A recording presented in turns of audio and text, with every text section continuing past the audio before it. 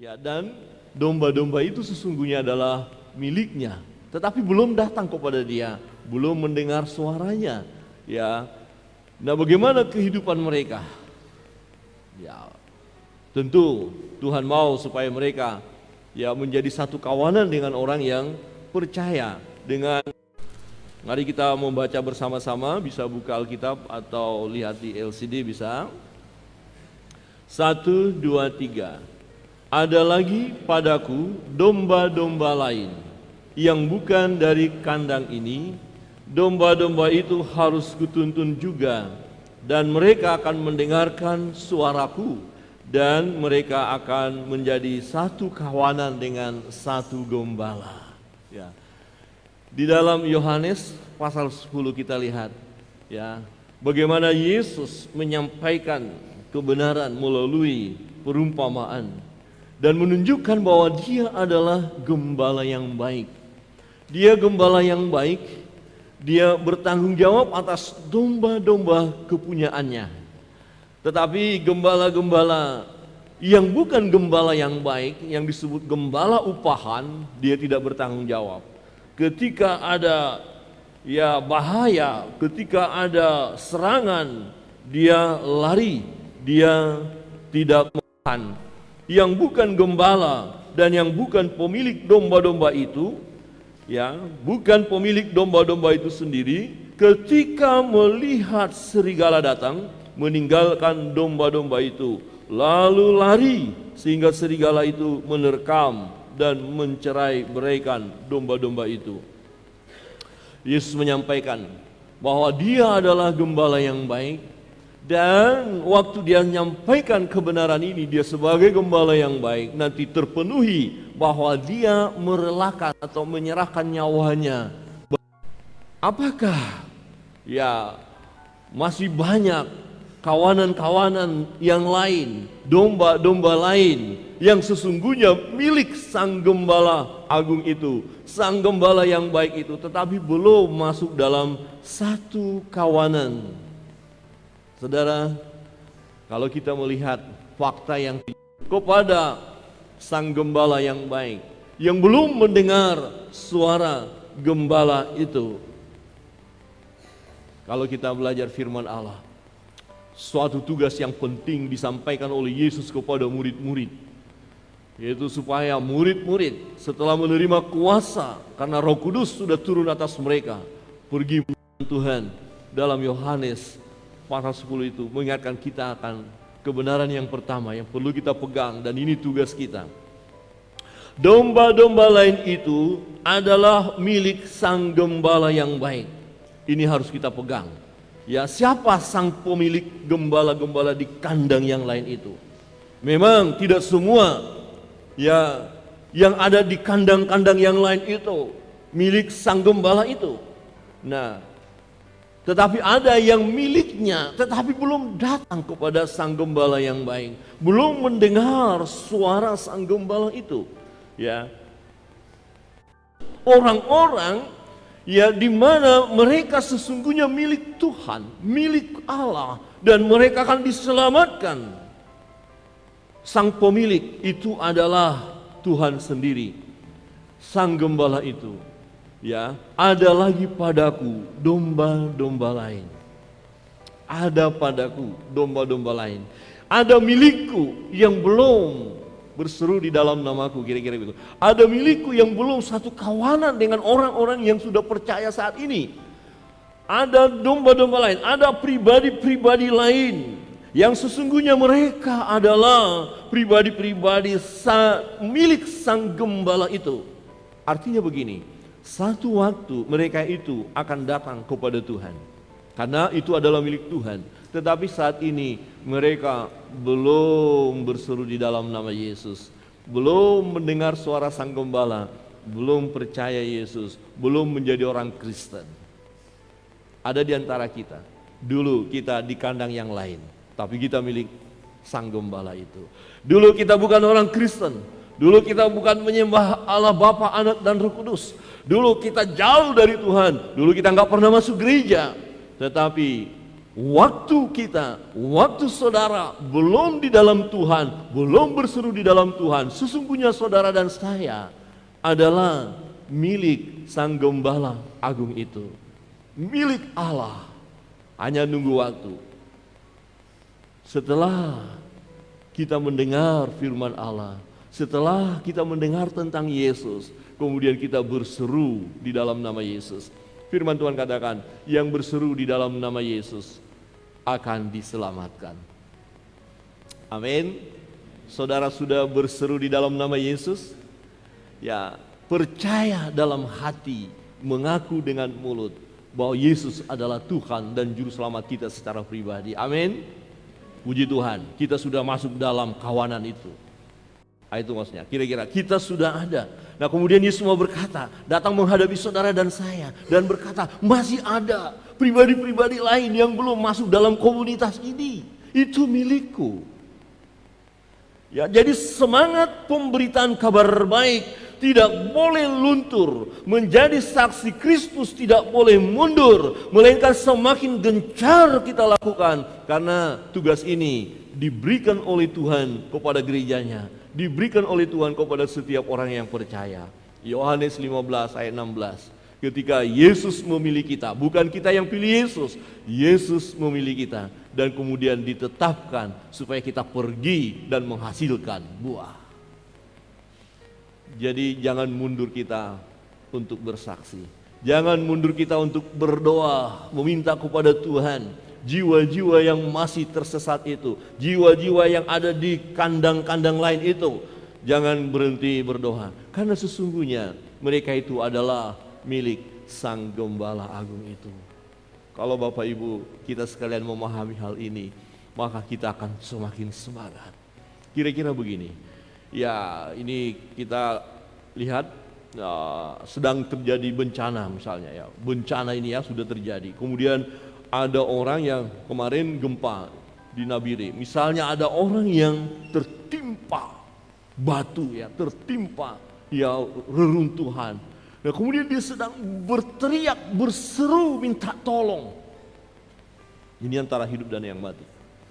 Tetapi kemudian ada orang lain datang dan mendengar seruannya, tolong, tolong saya, tolong saya.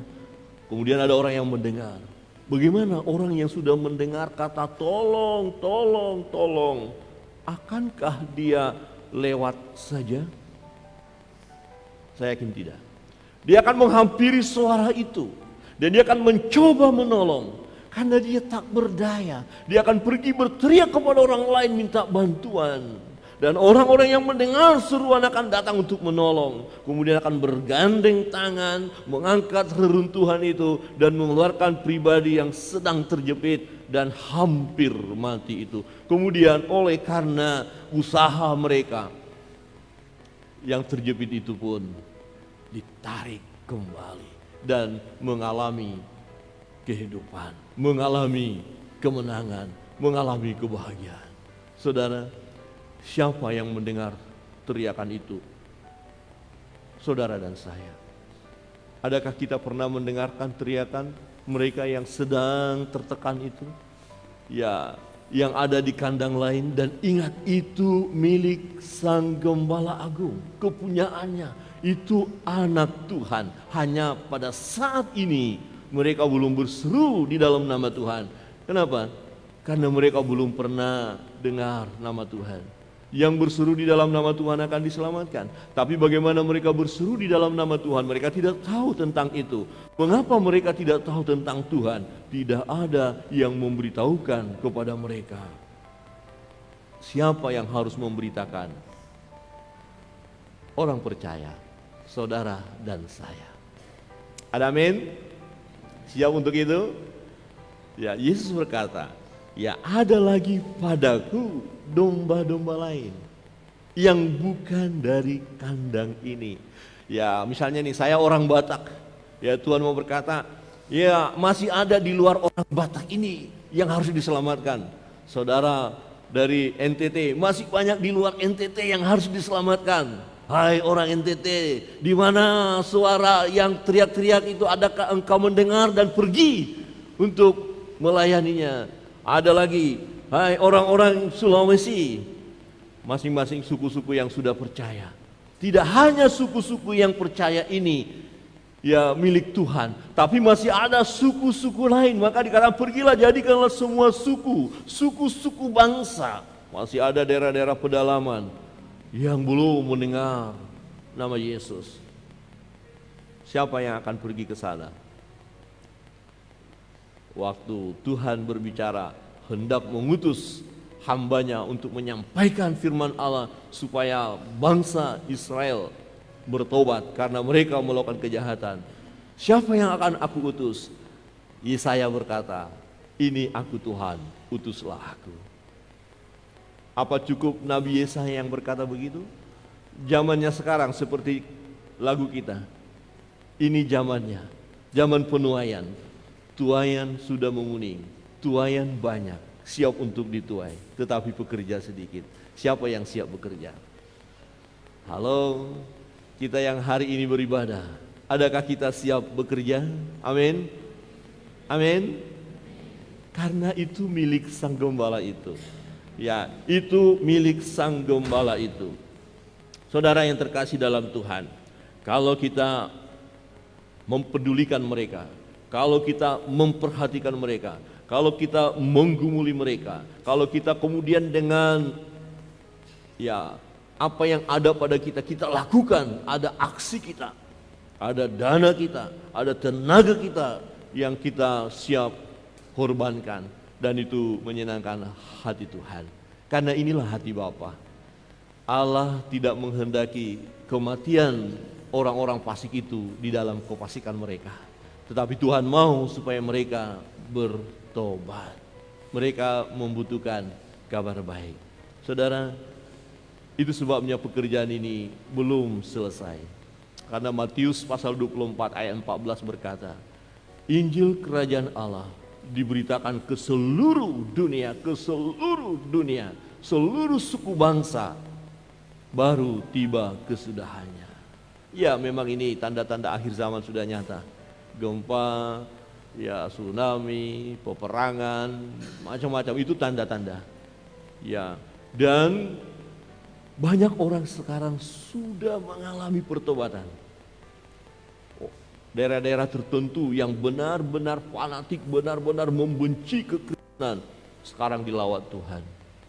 Negara-negara yang tadinya tidak suka nama Yesus, sekarang dilawat Tuhan. Terjadi pertobatan yang luar biasa. Mengapa terjadi pertobatan yang luar biasa itu? Karena sesungguhnya mereka adalah milik Sang Gembala Agung, milik Yesus. Yesus berkata, ya, ada lagi padaku domba-domba lain. Ternyata domba-domba lain itu ada di sekitar kita. Ternyata tetangga kita, ternyata teman kerja kita, ternyata teman studi kita, di mana kita kuliah, itu teman kita. Ternyata kadang-kadang bisa terjadi ada duduk di sebelah kita. Ada banyak kesaksian ketika anak-anak Tuhan bersaksi. Ya, ada bepergian di mobil, di pesawat, bincang-bincang, dan kemudian bersaksi dan berita kabar baik sampai kepada mereka. Dan ada yang bertobat. Ada yang bertobat di pesawat, ada yang bertobat di mobil, ada yang bertobat di kereta api, ada yang bertobat di pasar. Ada yang bertobat di tempat di mana orang percaya itu berada, dan kesempatan itu digunakan untuk memberitakan kabar baik. Siapa yang mau Tuhan pakai? Saudara dan saya. Ya. Ketika saya berkata siapa yang akan dipakai, coba lihat kiri kanan. Andalah orangnya. Katakan begitu ya. Siap? Yang di samping kiri, di belakang juga, ke depan agak sedikit mantap. Andalah orangnya. Jangan diam saja, jangan tidur. Atau boleh bahasa kita boleh. Ya, kamu orangnya, kan gitu kira-kira. Kaulah orangnya, terserah gaya kita, boleh ya. Ya, siapa yang mau dipakai Tuhan? Katakan kiri kanan, kaulah orangnya. Loh, itu milik Tuhan. Artinya kira-kira begini. Kita hanya disuruh, tolong dong ambil itu milik saya, ambillah. Sudah siap di sana. Ya, jadi waktu kita misalnya sebagai seorang anak disuruh papa, ya Papa nyuruh kita ambil di sana, nah itu punya papa. Ambil dan bawa ke sini. Hanya tinggal ngambil, gak ada masalah, itu punya papa. Dan ketika kita pergi dan mengambil, kemudian menyerahkan kepada Bapa, ini tugas saya sudah selesai. Bapak berkata, mantap anakku, ini anak yang baik. Ya, kita sudah menjadi anak yang baik, amin. Atau belum terlalu baik, atau hampir baik, setengah baik, atau menuju kepada baik, atau baik-baik saja. Saudara, kita ini penting sekali Bapak Ibu. Ada banyak orang Kristen, orang yang sudah menjadi pengikut Kristus tidak menyadari hal ini. Ya, untuk ini Tuhan datang. Yesus datang diutus Bapa. Untuk apa? Aku datang untuk mencari dan menyelamatkan yang hilang. Yang hilang itu di mana? Yang ada di kandang-kandang lain itu. Masih banyak suku-suku bangsa, masih banyak pribadi-pribadi yang belum datang kepada Tuhan. Kebenaran yang kedua, ya, kebenaran yang kedua adalah domba-domba itu harus dituntun. Ya, yang kedua kita coba lihat. Loh, ayo, kok lari ya. Yang kedua, domba-domba lain itu yang belum datang kepada Tuhan itu, yang belum masuk menjadi orang percaya itu, yang belum jadi Kristen itu, yang belum masuk ke gereja itu, ya, domba-domba lain itu harus dituntun oleh gembala. Ya, harus dituntun oleh gembala. Butuh tuntunan sang gembala itu. No, apakah masih terjadi sekarang di mana sang gembala itu bekerja?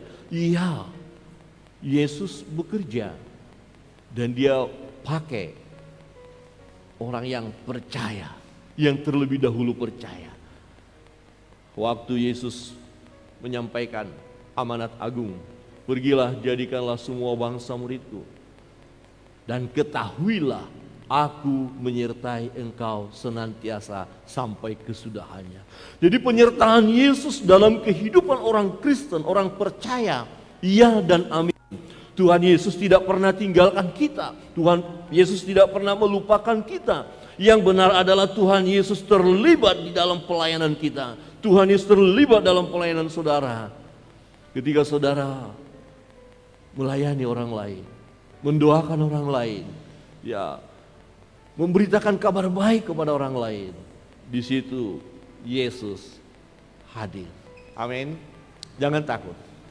Karena ketika orang lain itu pun akhirnya mendengar apa yang kita sampaikan, dia membuka hati dan percaya kepada Yesus, itu bukan usaha kita, ya, bukan kekuatan kita. Kita hanya taat saja memberitakan kabar baik. Tetapi yang membuat orang itu bertobat adalah Roh Kudus. Kuasa Roh Kudus yang bekerja. Allah yang bekerja. Kita hanya alat saja di tangan Allah. Dan sungguh satu kebahagiaan kalau kita terlibat di dalamnya. Saudara yang terkasih dalam Tuhan, yang berikut dikatakan apa? Di bagian B, ya. Ya. Domba-domba itu harus kutuntun juga. Harus kutuntun juga. Nah, Yesus mau berkata, aku tidak akan biarkan mereka di kandang itu. Aku tidak akan biarkan mereka mendengar suara yang bukan gembala. Aku tidak biarkan mereka menyembah berhala. Aku tidak biarkan mereka hanya mengikuti tradisi nenek moyang yang tidak berjumpa dengan Allah. Aku tidak akan biarkan mereka. Yesus tidak akan biarkan domba-domba lain yang di kandang lain itu. Karena itu adalah miliknya. Dia bertanggung jawab atas miliknya. Dan dia menuntun domba-domba itu. Dan satu persatu, maka perhatikan yang terjadi saat ini. Mulai dari kisah para rasul sampai sekarang, jumlah orang percaya bertambah-tambah. Jumlah orang percaya bertambah-tambah. Satu persatu datang kepada Tuhan. Satu persatu dituntun oleh sang gembala agung itu. Ingat bagaimana Saulus yang hendak menganiaya orang-orang percaya, dijumpai oleh Yesus dan berkata, mengapa engkau menganiaya aku? Saulus berkata, siapakah engkau? Akulah Yesus yang engkau aniaya. Perjumpaan itu membuat Saulus bertobat, yang kita kenal dengan namanya Paulus, Rasul Paulus. Dan kemudian Rasul Paulus dipakai oleh Tuhan untuk menyampaikan kabar baik. Inilah cara Tuhan menuntun domba-domba di kandang lain. Dia pakai hamba-hamba Allah, dia pakai orang percaya, dia pakai setiap pribadi yang sudah datang kepada Yesus. Karena untuk itu kita dipanggil, untuk menjadi berkat. Itu arti hidup kita. Bahkan satu ketika Rasul ini mengalami pergumulan dan berkata, mati adalah keuntungan, bisa berjumpa dengan Yesus. Jadi orang yang sudah percaya Yesus kalau mati pasti masuk surga. Ada amin? Coba lihat kiri kanan dan tanyakan, kalau kamu mati masuk surga enggak? Ditanya kiri kanan. Kamu ini gimana sih? Oh ya, kalau mati masuk surga enggak? Ini penting sekali Bapak Ibu. Loh, kita nggak bisa jamin saya masih muda, pertanyaan itu nantilah sudah tua. Enggak, muda-muda juga banyak yang mati. Ya kan? Ya lihat, sekali gempa selesai. Sekali itu kemarin banjir, belum tsunami. Katanya tsunami nanti kalau terjadi itu 30 meter itu airnya. Ya, saya bilang sama Bu Pendeta, kita lari ke gereja, kira-kira berapa meter ya dari permukaan? Ya itu kita ke balkon. Kalau nggak tinggi lagi kita ke atap. Kalau masih naik kita ke surga. Selesai. Amin. Haleluya. Wow, keren ya. Orang Kristen itu luar biasa ya. Yang Kristen mana dulu? Yang sudah bertobat. Dan kita yang di ruangan ini pastikan kita sudah bertobat, percaya Yesus. Amin. Ya, ini maka Rasul Paulus setelah dia bertobat, ya baru dia mengakui. Padahal tadi dia mau menghancurkan Injil itu, mau membinasakan Injil itu. Berita Injil jangan sampai disebarluaskan. Tetapi kemudian dia berkata, Injil adalah kekuatan Allah yang menyelamatkan. Itu yang membuat dia dengan gigih memberitakan kabar baik itu. Bahkan dia berkata, celakalah aku kalau aku tidak memberitakan Injil. Celakalah aku kalau aku tidak bersaksi. Celakalah aku kalau aku tidak jadi berkat bagi orang lain. Celakalah aku kalau dalam hidup ini saya tidak pernah menyaksikan cinta kasih Tuhan kepada orang lain. Karena Tuhan mau pakai kita, saudara. Ketika Rasul itu bergumul, kalau mati pasti masuk surga. Siap, karena bertemu dengan Yesus. Itu dia bilang. Tetapi kalau hidup, ya tujuannya apa?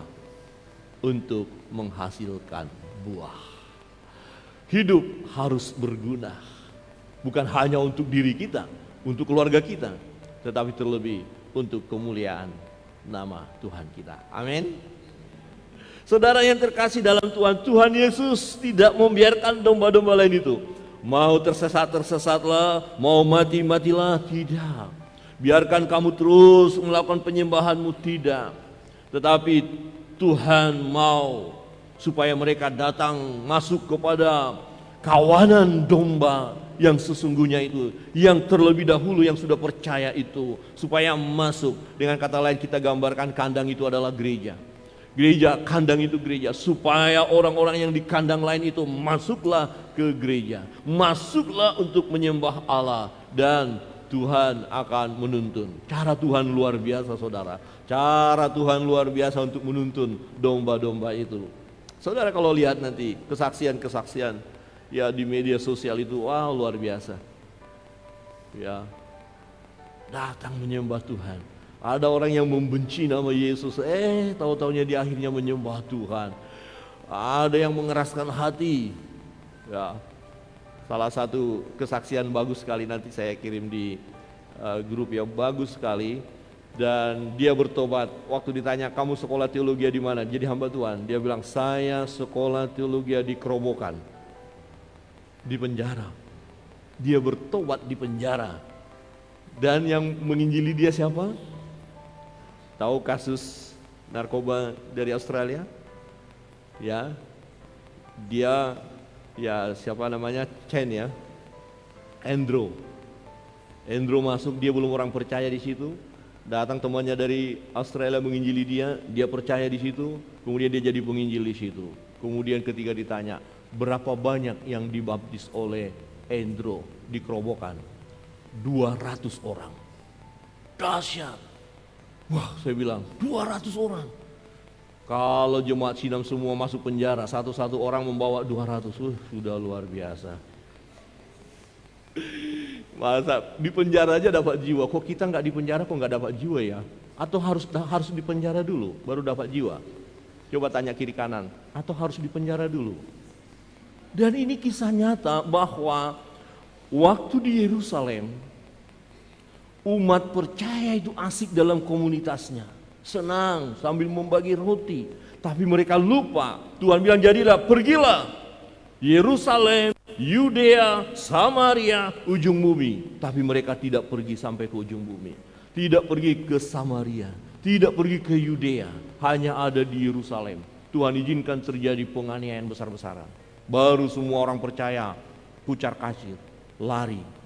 Bahkan salah seorang diyakini ya, Rasul Thomas sampai ke India lari. Tetapi di dalam pelarian itulah mereka memberitakan Injil. Ada gereja di India, gereja Mar Thomas. Jadi ini dikatakan pergi dengan dipaksa tangan Tuhan. Apakah harus dipaksa kita? Jangan ya. Jangan ya dek, jangan sampai dipaksa Tuhan. Tapi dengan kesadaran kita, karena kita tahu kebenaran ini, kita dengan sukacita menjadi berkat. Amin. Saudara, Tuhan punya cara dahsyat, luar biasa, tak mampu kita bayangkan. Bahkan ketika saudara serius kepada Tuhan pun, saudara Bapak Ibu tidak terbayangkan, kenapa ya saya jadi begini ya? Kenapa sekarang jadi serius sama Tuhan ya? Kenapa jadi begini? Itulah karya Allah. Kenapa kok saya jadi bertobat? Ya, kenapa saya jadi pendeta? Kalau saya renungkan, wah nggak terpikirkan. Dulu saya menolak, ngapain jadi pendeta? Ya, nggak ada untungnya. Tetapi karya Tuhan nggak bisa kita selami. Itulah cara Tuhan menuntunnya. Masing-masing domba-domba dalam kandang-kandang yang lain itu dituntunnya masuk. Kebenaran yang ketiga, Bapak Ibu Saudara yang terkasih dalam Tuhan. Ya, kita lihat. Ya, lanjut 3. Domba-domba lain itu akan mendengar suara gembala. Domba-domba lain itu akan mendengar suara gembala. Ya, tadi enggak dengar, enggak tahu. Ketika punya masalah, mereka bukan datang kepada Sang Gembala, enggak berdoa dalam nama Yesus karena mereka belum tahu. Tapi setelah dituntun oleh Sang Gembala, kemudian mereka dengar suara gembala. Seperti Bapak Ibu, kita yang sudah masuk dalam kawanan itu, kita mendengar suara gembala. Kita mendengar firman-Nya, kita tahu firman-Nya, dan kita taati firman itu.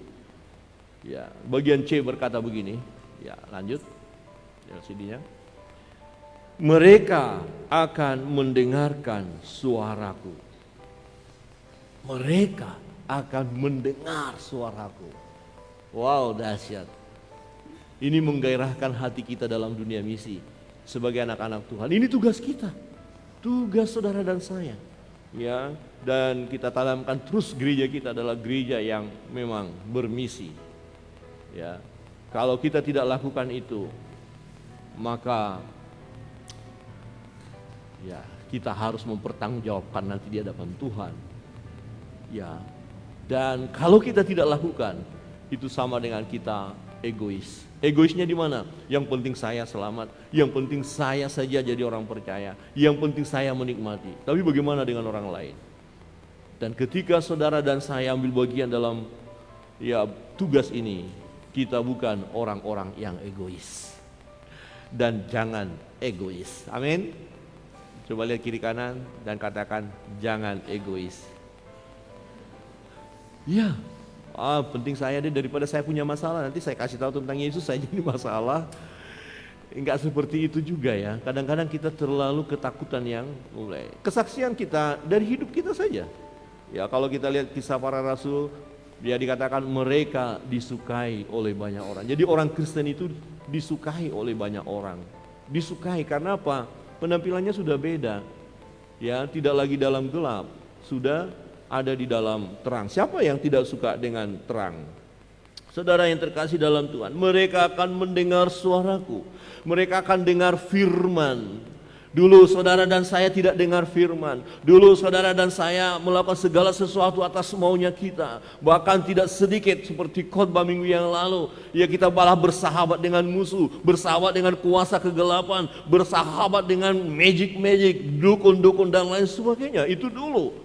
Tetapi ketika kita sudah dituntun oleh Sang Gembala Agung itu, ketika kita sudah masuk dalam satu kawanan itu, kita dengar suaranya, kita dengar, kita tahu ini suara Tuhan, bukan suara hantu. Kita tahu ini adalah suara Tuhan, ini adalah kebenaran. Kemudian kita bisa membedakan mana yang baik dan mana yang tidak baik. Orang percaya pasti bisa membedakan mana yang baik, mana yang tidak baik.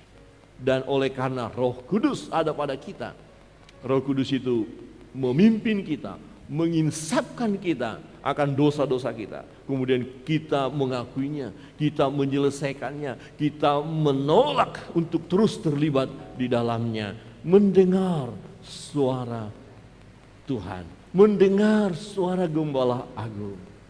Adakah Bapak Ibu sudah mendengar suaranya? Kira-kira begini, mendengar suara Tuhan. Saya sakit hati.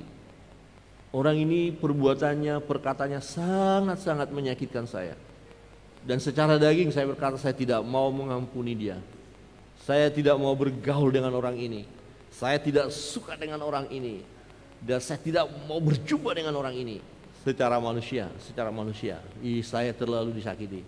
Tetapi kemudian suara Tuhan berbicara, ampunilah. Ampunilah. Ya, sama seperti Yesus di kayu salib itu. Dan berdoa kepada Bapa, Bapa ampunilah mereka karena mereka tidak tahu apa yang mereka perbuat. Itu lagi dianiaya loh. Dan kita dengar, enggak, dia terlalu menyakiti hati saya. Tapi kita dengar suara Gembala, ampunilah, kasihilah sesamamu manusia. Jika engkau mengasihi orang yang mengasihi engkau, apa bedanya dengan orang yang tidak percaya kepada Tuhan? Kasihilah sesamamu manusia dan kasihilah musuhmu. Kasihi musuh. Aduh, berat saudara-saudara. Tapi itu suara Tuhan, suara Gembala. Nah, karena kita sudah dibawa dalam satu komunitas kawanan domba yang milik Sang Gembala itu, kita dengar suara, ya saya tahu ini suara Tuhan. Tapi ada suara lain, enggak, dia terlalu jahat, enggak usah, lawan saja, enggak usah pedulikan dia. Yang negatif, kemudian suara lagi, enggak, kasihi, ampuni. Sudah, ampuni saja, kasihilah. Mulai ada dua suara. Tapi kita anak-anak Tuhan pasti tahu yang mana suara Tuhan. Amin. Dan akhirnya kita mau mengambil keputusan, enggak, saya harus mengampuni. Suara yang berkata saya harus balas dendam, suara yang berkata saya harus membalas itu, tidak, enyah engkau. Dan saya mau dengar suara Sang Gembala.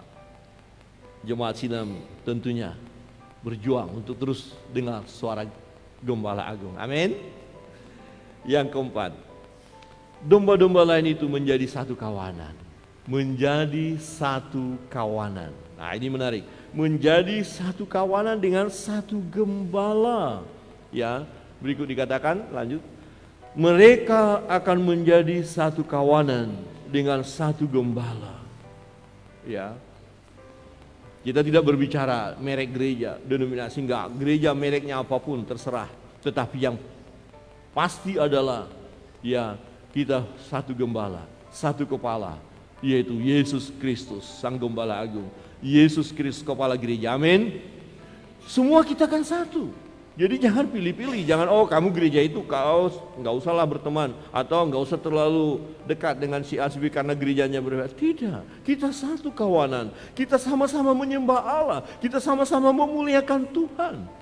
Kita menjadi satu kesatuan. Jadi nanti kalau saudara kita belajar firman Allah, akan banyak bangsa-bangsa datang ke Yerusalem, akan banyak bangsa-bangsa yang datang ke bait Allah, akan banyak bangsa-bangsa yang berseru di dalam nama Yesus. Dan bahkan firman Tuhan katakan, ini akan tergenapi, semua lidah mengaku Yesus Kristus Tuhan, dan semua lutut akan bertelur menyembah Dia.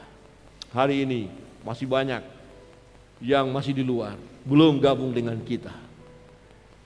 Tetapi hati Tuhan adalah supaya mereka gabung dengan kita, supaya mereka masuk bersama dengan kita, supaya pada akhirnya kita menjadi satu kawanan. Apakah kita sudah mendengar suara Sang Gembala? Kita pastikan bahwa kita mendengar suara gembala itu ya. Ya, domba-domba, ya lanjut ya. Domba-domba yang hanya mendengar suara gembala. Dia hanya mendengar suara gembala. Mereka mengenal suara gembala itu dan tidak akan mendengar suara yang bukan gembala. Di dalam ayat 14 berkata, ya, akulah gembala yang baik dan aku mengenal domba-dombaku dan domba-dombaku mengenal aku. Yesus mengenal saudara dan saya dan kita mengenal dia. Dan orang-orang yang di luar satu ketika mereka pun akan sama dengan kita. Mari kita saksikan dulu yang satu ini. Mengakhiri, ada videonya? Mengakhiri khotbah pada pagi hari ini kita melihat bagaimana ketika kawanan itu menjadi satu dan dia tahu suara gembala itu. Bisa matikan lampunya? Ada. Bentar.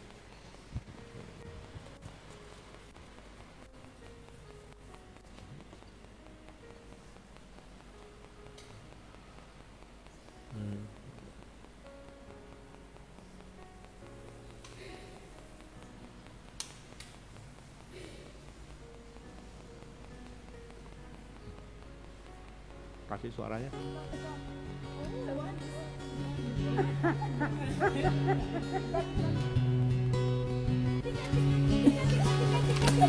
Oh, good. Look at them, look at them.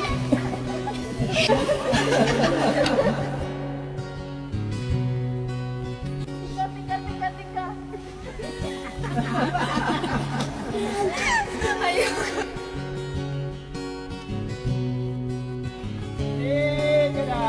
Oh my God. Oh my God.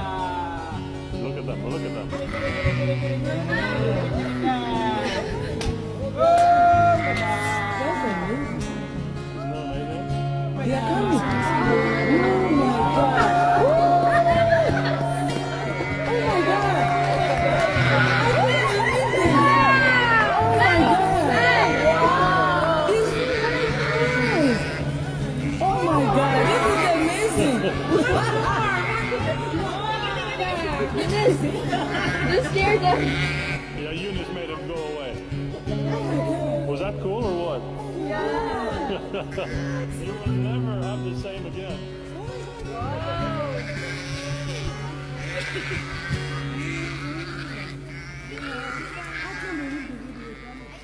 Oke. Ya. Pemain musik maju ke depan, kita meresponi ya. Kita bersyukur tiap-tiap hari mari dengar suara gembala. Ikutlah dia. Ya. Maka kita akan mengalami sukacita, mengalami kebahagiaan. Bukan berarti tidak ada tantangan, bukan berarti tidak ada pergumulan.